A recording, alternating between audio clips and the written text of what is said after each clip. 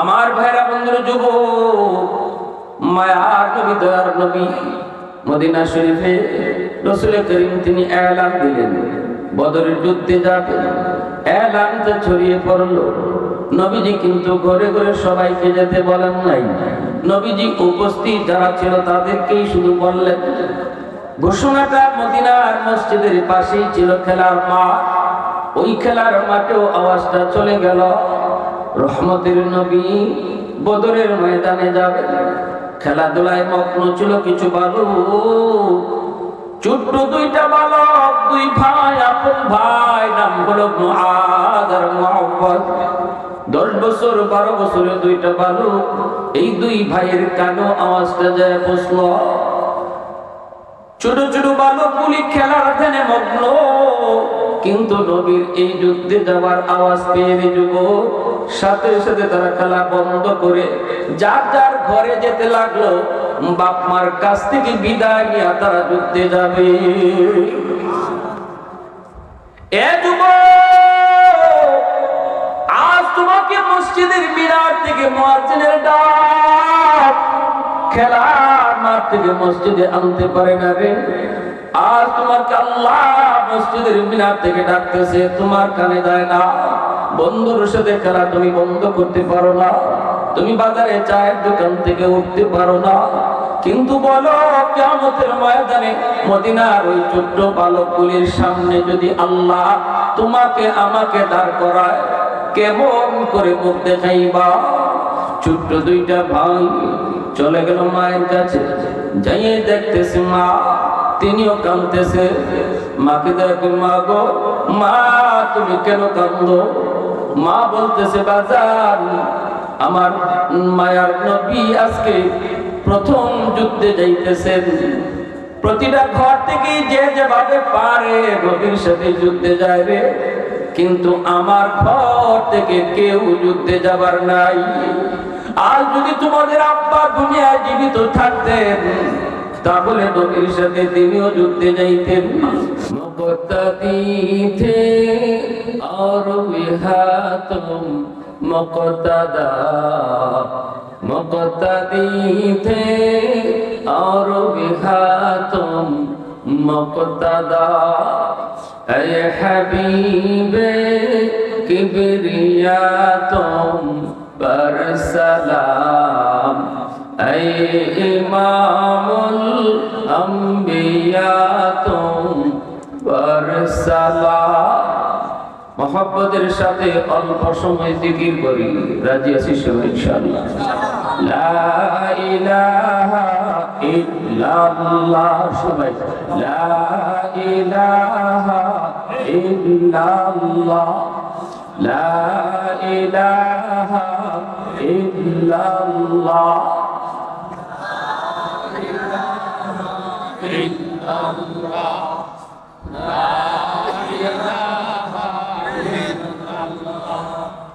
লা ইলাহা লা ইলাহা ইল্লাল্লাহ,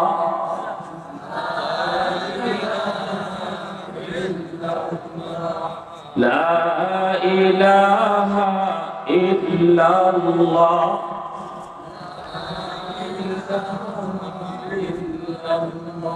লা ইলাহা ইল্লাল্লাহ, মুহাম্মাদুর রাসূলুল্লাহ। জোরে সুরে বলে সাল্লাল্লাহু আলাইহি ওয়াসাল্লাম। ঐতিহ্যবাহী আখাউড়া উপজেলা ইজিবাই মালিক শ্রমিকদের উদ্যোগে আয়োজিত আজকের ঐতিহাসিক ইসলামী মহাসম্মেলনের সম্মানিত সদর ইজলাস, সভাপতি মণ্ডলী, উদ্বোধক, প্রধান অতিথি জনাব রুহুল আমিন খান, উপস্থিত জনাব বাবুল মিয়া সাহেব, উপস্থিত আছেন শেখ সাজিদুর রহমান, হুজুর তো আসেন না মনে না, মুফতি মুবারকুল্লাহ সাহেব, আল্লামা মুফতি আসাদুজ্জামান সাহেব, আলহাজ হাফেজ মাওলানা আসাদ আল হাবিব। আমার আগে বয়ান পেশ করেছেন জননন্দিত মুফাসসিরে কুরআন, আমার পরম করম বন্ধুবর হযরত মাওলানা কারি আব্দুল কাইয়ুম মিয়াজি। মঞ্চে আসেন জাতির বিবেক উলামায়ে কেরাম, অত্র এলাকার মুরব্বিয়ান এজাম, কলিজার টুকরো যুবক, পর্দার আড়ালে পর্দানিসীন সম্মানিত মা ও বোনের, মুআজ্জাজ হাজিরিন, অত্যন্ত ভারাক্রান্ত হৃদয়ে আপনাদের মাঝে হাজির হয়েছি। শুধু আমি না, গোটা পৃথিবীর সমস্ত মুসলমানের কলিজায় ব্যথা। আমাদের মনে শান্তি নাই, অশান্তির আগুন জ্বলছে। গাজার শিশুর কান্নার আওয়াজ পৃথিবীর প্রতিটা মুসলমানের কানে কানে বাজতেছে। গাজার মাটি মুসলমান শিশুদের রক্তে লাল, লোহিত সাগরের পানি লাল হয়ে যাচ্ছে। প্যারে হাজিরিন, এই অবস্থায় মুসলমান শান্তিতে থাকার কথা না, কারণ সমস্ত মুসলমান ভাই ভাই। মুসলমানের সম্পর্ক রক্তের দ্বারা নয়, মুসলমানের সম্পর্ক তৈরি হয় ঈমানের দ্বারা। রক্তের দ্বারা সম্পর্ক তৈরি হয় না, ঈমানের সম্পর্ক বড় সম্পর্ক। এজন্য আল্লাহ নূহ আলাইহিস সালামকে বলেছিলেন, নূহ, কেনান তোমার সন্তান নয়, কেনান তোমার সন্তান নয়, লাইসা মিন আহলিক, এ তোমার পরিবার নয়। কারণ কেনানের কলিজায় ঈমান ছিল না, অথচ এই কেনান নূহ আলাইহিস সালামের সন্তান। আল্লাহ সন্তান বলতে অস্বীকার করতেছেন, কারণ একটাই, তার ঈমান ছিল না। এর দ্বারা আল্লাহ বুঝাইলেন সন্তানের পরিচয়, বাবার পরিচয়, ভাইয়ের পরিচয়, বন্ধুর পরিচয়, সম্পর্ক মুসলমানের তৈরি হবে ঈমানের দ্বারা। পৃথিবীর যে কোনো এক প্রান্তে যদি কোনো মুসলমান আক্রান্ত হয়, পৃথিবীর অপর প্রান্তের মুসলমান আওয়াজ দিয়ে বলতে হবে, আমি আক্রান্ত হয়েছি। ঠিক কিনা ধরে বলেন? গাজার শিশুর রক্ত ঝরছে না, বাংলাদেশের প্রতিটা মুসলমানের কলিজার টুকরা সন্তানের রক্ত ঝরতেছে। এই জিনিসটা যদি আমাদের দিলে না আসে, তাহলে আমি নিজের ইমানদার দাবি করতে পারবো না, আল্লাহর নবীর সামনে হাসরের মাঠে মুখ দেখাতে পারবো না। আমার তো মন বলে সৌদি শায়েখরা আমার নবীর সামনে হাসরের মাঠে মুখ দেখাতে পারবে না, কারণ গাজার শিশুরা ওই শায়েখদের বিরুদ্ধে, ওই আরবের রাজা বাদশাগুলির বিরুদ্ধে আমার রাসূলের সামনে মামলা দিবে। আমার মায়ার নবীর সামনে যদি গাজার শিশুরা মামলা দেয়, কোন রাজা বাদশা বাঁচার সুযোগ আছে? কেউ বাঁচতে পারবে না। যাদের সুযোগ ছিল, যাদের সুযোগ ছিল তাদের পাশে দাঁড়ানো, সাহায্য করা, সহযোগিতা করা, একটা আওয়াজ দিয়েও যদি সমর্থন করত, তাও করেনি। আজ আরবের রাজাগুলি যদি এতটুকু বলতো, আরবের রাজা বাদশাগুলি এতটুকু বলতো যে আমরা আমেরিকা ইসরায়েলকে তেল দেওয়া বন্ধ করে দিব, মুহূর্তের ভিতরে ওরা সোজা হয়ে যেত। এক আওয়াজে সোজা। অস্ত্র দিয়ে যুদ্ধ লাগে না, শুধু তেল বিক্রি করা বন্ধ করে দিব, এই আওয়াজটা উঠাইলে আমেরিকার বাপও সোজা হয়ে যেত। কিন্তু না, তাও তারা করে নেবে। কি জবাব দেবা? রেডি থাকো, জবাব দেওয়া। শিশুরা, গাজার শিশুদের ওই দিনে তো ফেসবুকে দেখলাম, শিশুরা কান্না করে করে বলতেছে, আমি আমার নবীর কাছে বিচার দিব। বাচ্চারা কাঁদতেছে, আমি আমার রাসূলের কাছে বিচার দিব। প্যারে হাজিরিন, এজন্য এই মুহূর্তে কি বলবো, কি বলবো? আমারই তো হৃদয় অশান্তি, আপনাদেরকে কিসের শান্তির বাণী শোনাবো? শুধু এতটুকু বলে দেবে, নিরাশ হবেন না। আল্লাহ রাব্বুল আলামিনের ওয়াদা, ঈমান ওয়ালাদেরকে আল্লাহ সাহায্য করবেই করবে ইনশাআল্লাহ। আল্লাহ তার ওয়াদা কখনো ভাঙবেন না। আমরা ওয়াদা ভাঙতে পারি, কিন্তু আল্লাহ কখনো ওয়াদা ভাঙবে না। আল্লাহ সাহায্য করবেই করবে, অতীতেও করেছে, জুলুমও হয়েছে। পৃথিবীতে শুধু এই নেতানিয়াহুর জুলুম নয়, ট্রাম্পের জুলুম নয়, এই জমিনে ফেরাউনের মতো জুলুম হয়েছে। এই জমিনে ফেরাউন জুলুম করেছে, নমরুদ জুলুম করেছে, বুখতানসর জুলুম করেছে, ইউসুফ জুলুমাবাদ জুলুম করেছে। আল্লাহ তাদের জুলুমের কথা কোরআনে উল্লেখ করে আমাদেরকে শোনাইছেন আর সান্ত্বনা দিয়েছেন, ও দুনিয়ার মুসলমান, তোমাদের উপরে যা জুলুম হচ্ছে এটা নতুন নয়, ঈমান আনার কারণে এমন জুলুম অতীতেও হয়েছে। তবে শুনো, নিরাশ হয় না, জুলুমের শেষ পরিণাম জালেমের পরাজয় আর মজলুমের বিজয়। ওই হক বাতিলের দ্বন্দ্বে হকের পক্ষে যারা, সত্যের পক্ষে যারা, এরা প্রাথমিক অবস্থায় যদি মাইরও খায়, কিন্তু ফলাফল দিন শেষে বিজয়ের হাসিটা ঈমান ওয়ালারাই হাসে। বলুন তো, ফেরাউনের বিজয় হয়েছে না মূসা নবীর বিজয় হয়েছে? কিন্তু ফেরাউনের জুলুম, একদিনে 70,000 শিশু বাচ্চাকে জবাই করেছে ফেরাউনের জল্লাদ বাহিনী। একদিনে বলে ইসরায়েলের একদিনে 70,000 শুধু শিশু বাচ্চা জবাই করছে। একটা কথা, কোন কথা?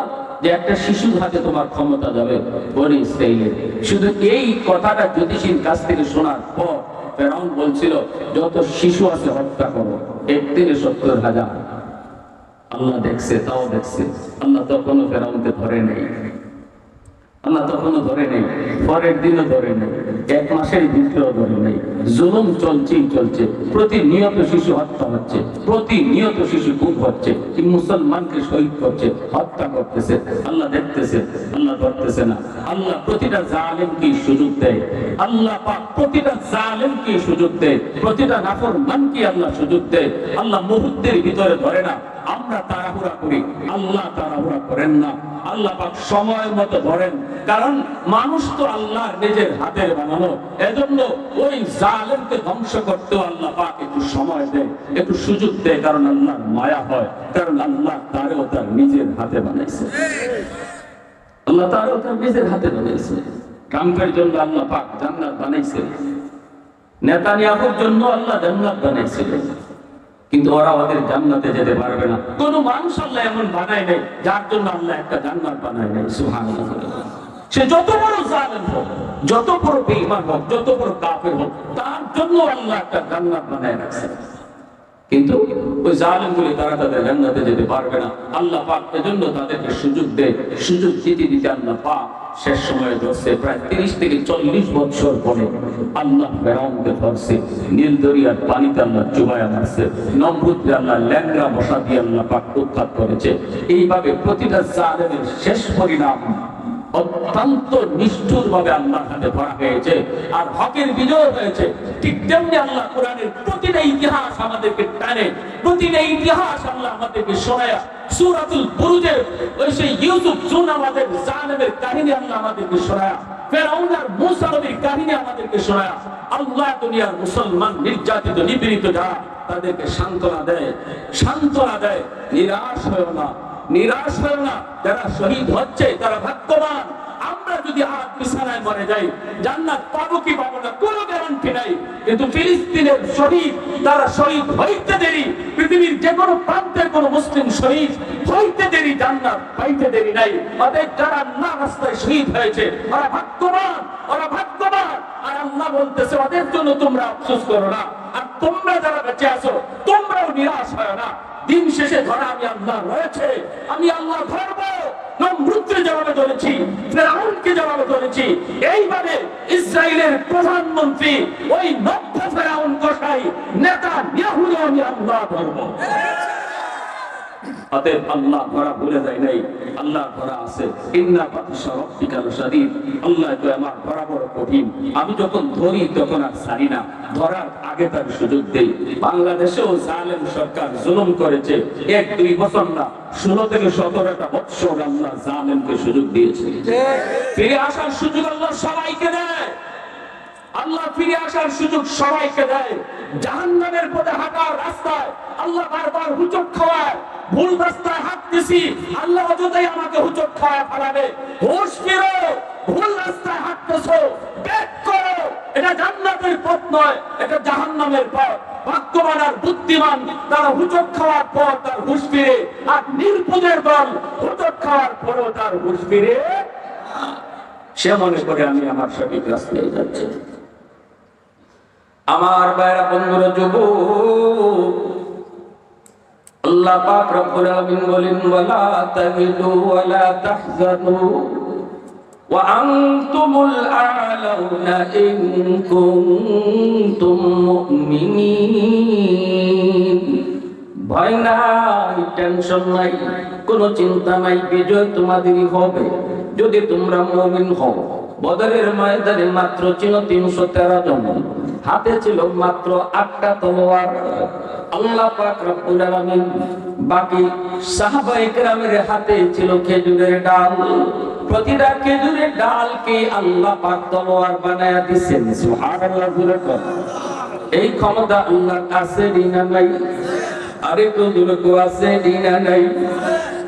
আমার ভাইরা বন্ধুর যুবক, মায়ার নবী দয়ার নবী মদিনা শরীফে রাসূল করিম তিনি এলান দিলেন বদরের যুদ্ধে যাবেন। এলানটা ছড়িয়ে পড়ল।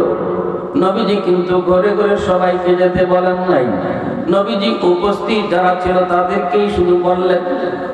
ঘোষণাটা মদিনার মসজিদের পাশেই ছিল খেলার মাঠ। ওই খেলার মাঠেও আওয়াজটা চলে গেল, রহমতের নবী বদরের ময়দানে যাবেন।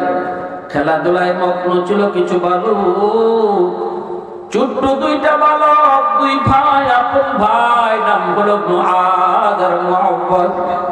10 বছর 12 বছরের 2টা বালক। এই 2 ভাইয়ের কানে আওয়াজটা যায় বসল।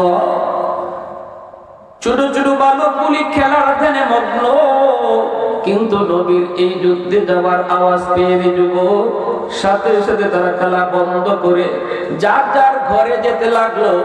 বাপ মার কাছ থেকে বিদায় নিয়ে তারা যুদ্ধে যাবে।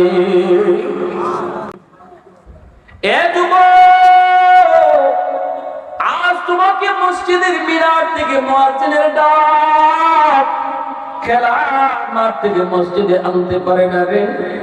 আর তোমাকে আল্লাহ মসজিদের মিনার থেকে ডাকতেছে, তোমার কানে দেয় না। বন্ধুর সাথে খেলা তুমি বন্ধ করতে পারো না, তুমি বাজারে চায়ের দোকান থেকে উঠতে পারো না, কিন্তু বলো কিয়ামতের ময়দানে মদিনার ওই ছোট্ট বালকগুলির সামনে যদি আল্লাহ তোমাকে আমাকে দাঁড় করায়, কেমন করে মুখ দেখাইবা? ছোট্ট 2টা ভাই চলে গেল মায়ের কাছে। যাইয়ে দেখতেছে মা, তিনিও কাঁদতেছে। মাকে দেখে, মা গো, মা তুমি কেন কাঁদো? মা বলতেছে, বাজার আমার মায়ার নবী আজকে প্রথম যুদ্ধে যাইতেছেন। প্রতিটা ঘর থেকে যে যেভাবে পারে নবীর সাথে যুদ্ধে যায় রে, কিন্তু আমার ঘর থেকে কেউ যুদ্ধে যাবার নাই।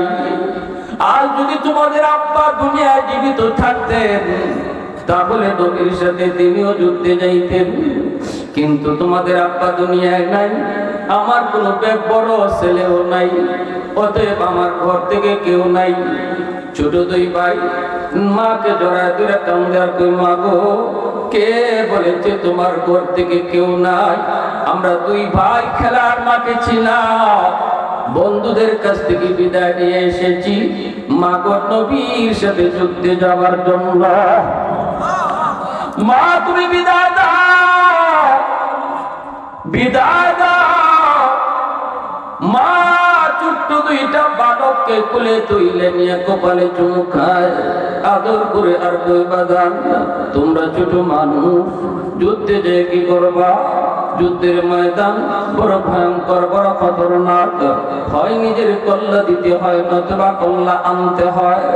তোমরা যুদ্ধে যে কি করবা?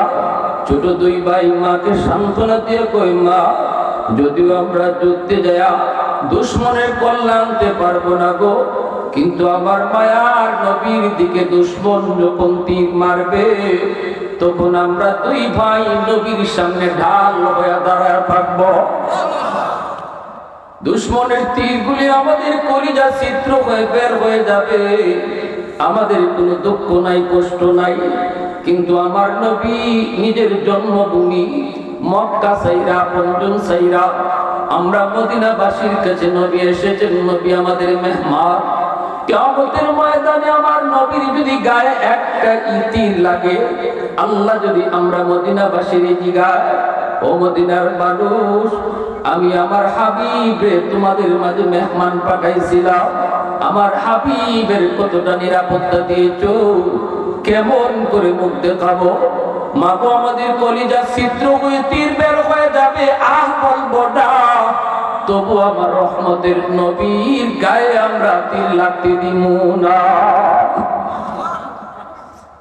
ভাইরা বন্ধুরা জন্য বলতেছি, ভাইরা মন দিয়ে শুনো, বদরের যুদ্ধে দুশমন হলো 1000, মায়ের নবীর সাথে মাত্র 313 জন। কেমনি বিজয়টা এসেছে? আল্লাহ পাকের সাহায্য কেমনে আসে? মুসলমানের পক্ষে আল্লাহ কেমনে সাহায্য করে? আমাদেরকে একটু সান্ত্বনা নিতে হবে, বুঝতে হবে আল্লাহ পাক ধরে সময় মতো টিকি ধরে। আল্লাহ কিন্তু এই কথা বলে নাই, বন্ধু তোমার বদরে যেমন লাগবে না, আমি আল্লাহ ফেরেশতা পাঠাইতেছি, আমি আবু জাহেলের বিরুদ্ধে লড়তেছি, ফেরেশতা দিয়ে লড়াইতেছি, তোমার বের হতে হবে না, তুমি করে বসা থাকো। আল্লাহ যদি চাইতেন এটাও তার হাবিবরে বলতে পারতেন, কিন্তু আল্লাহ এমনটা বলে নাই। আল্লাহ তার হাবিবরে ঘর থেকে বের করাইছে, হাতে খেজুরে ডাল নেওয়াইছে, বদরের ময়দান পর্যন্ত আনাইছে, যুদ্ধ আল্লাহ লাগাইছে, এরপরে আল্লাহ সাহায্য করছে। ঠিক না? আরো জোরে করতে কিনা? এজন্য আমরা ঘরে বসে যদি আল্লাহ তুমি সাহায্য করো, আল্লাহ সাহায্য করো কই, তা হবে না। আমরা আমাদের অবস্থান থেকে তাদের সাহায্যের জন্য যা করার এতটুকু করতে হবে।